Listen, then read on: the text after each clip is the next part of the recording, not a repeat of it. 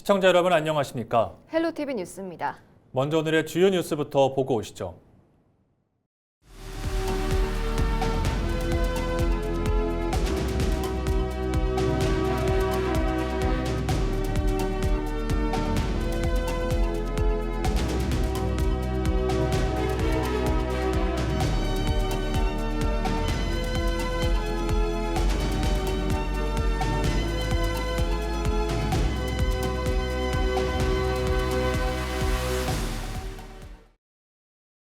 공직선거법 위반 혐의로 고발된 천호성 전북교육감이 경찰에 소환돼 조사받은 사실이 뒤늦게 알려졌습니다.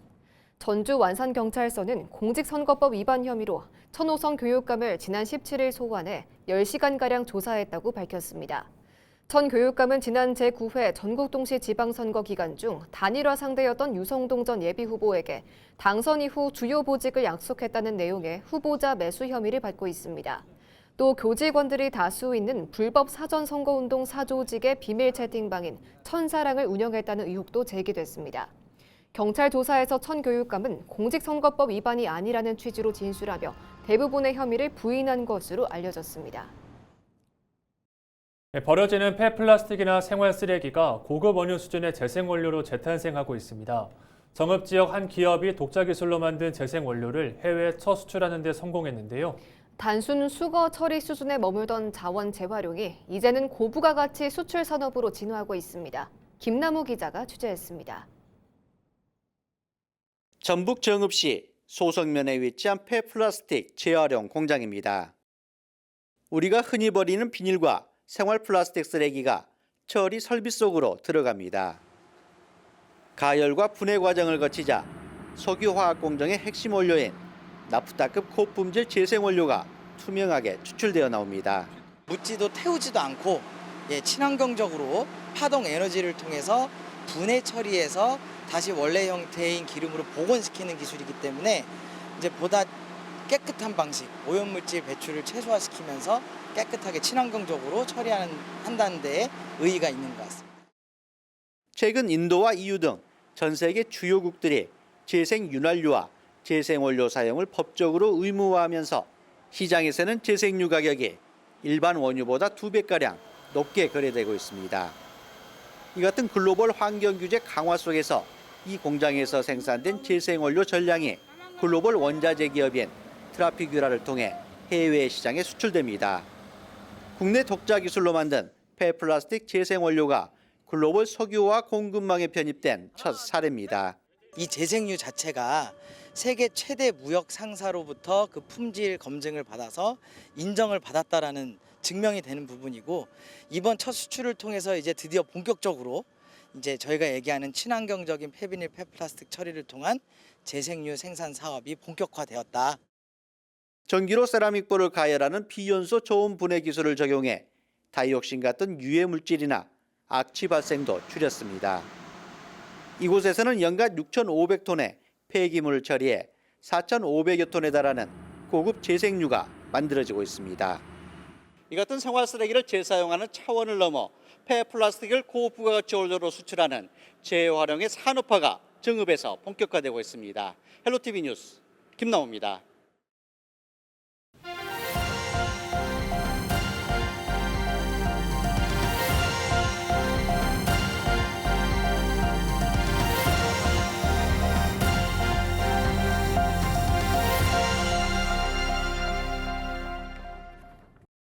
부안군 가력항 어민들이 군산 비안도 인근 해상에 허가된 김양식 대체이설 승인 결정에 반발하고 있습니다.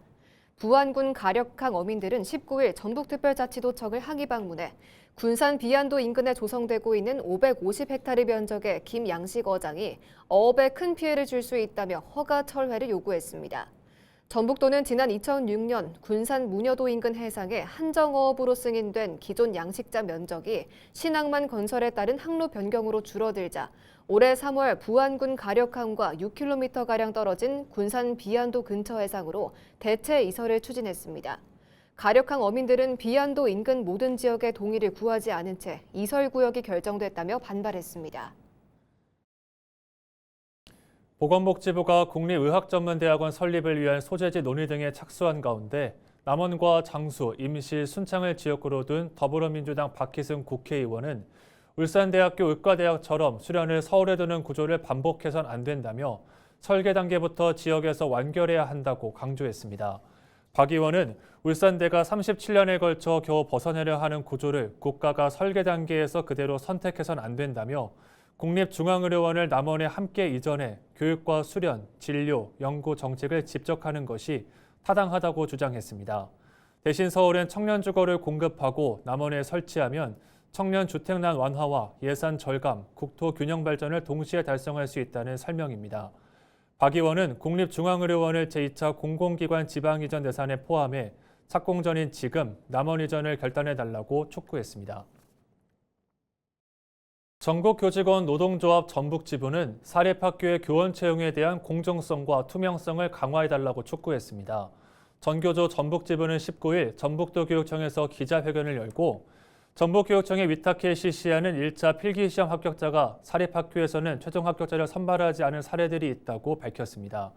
이는 사학범인이 내정한 후보자가 필기시험을 통과하지 못하면 교원을 채용하지 않는다는 방증이라고 단체는 주장했습니다. 단체는 이어 정당한 사유 없이 교원을 선발하지 않은 법인의 책임을 묻는 등 대책을 마련해야 한다고 요구했습니다. 고창군이 안정적인 수돗물 공급을 위한 대규모 상수도 정비와 유지 관리 사업에 나섭니다. 고창군은 오는 2031년까지 5년간 400억 원을 투입해 노후 상수관망 정비 사업과 상수도 시설 통합 관리 시스템 유지 관리 사업을 추진한다고 밝혔습니다. 군은 전문업체의 누수 탐사와 단계 시험 등을 실시해 누수 지점 보수에 나설 예정입니다. 이를 통해 사업지 유수율을 85% 이상으로 유지할 방침입니다. 국민 누구나 안심하고 마실 수 있는 깨끗한 수돗물을 차질 없이 공급해 최고 수준의 물 복지를 실현하겠습니다. 남원시가 추석 명절을 앞두고 지역 상품 판로 확대를 지원하기 위한 공감마켓을 운영합니다. 이번 공감마켓은 사회연대 경제기업 제품을 시민과 공공기관에 소개하고 판로를 확보하기 위해 마련됐습니다. 또 추석을 맞아 지역에서 생산한 우수 제품을 명절 선물로 구매할 수 있도록 해 기업에 대한 관심도 유도할 계획입니다. 다각적인 판로 지원을 통해 사회연대 경제기업이 지역사회에 뿌리내릴 수 있도록 힘쓰겠습니다. 임실군은 오늘 31일까지 고향사랑 기부 참여자를 대상으로 여름휴가철 이벤트를 진행합니다. 임실군은 10만 원 이상을 기부하고 답례품 주문까지 완료하면 추첨을 통해 100명에게 얼음빙수 교환권과 커피 모바일 금액권을 제공한다고 밝혔습니다.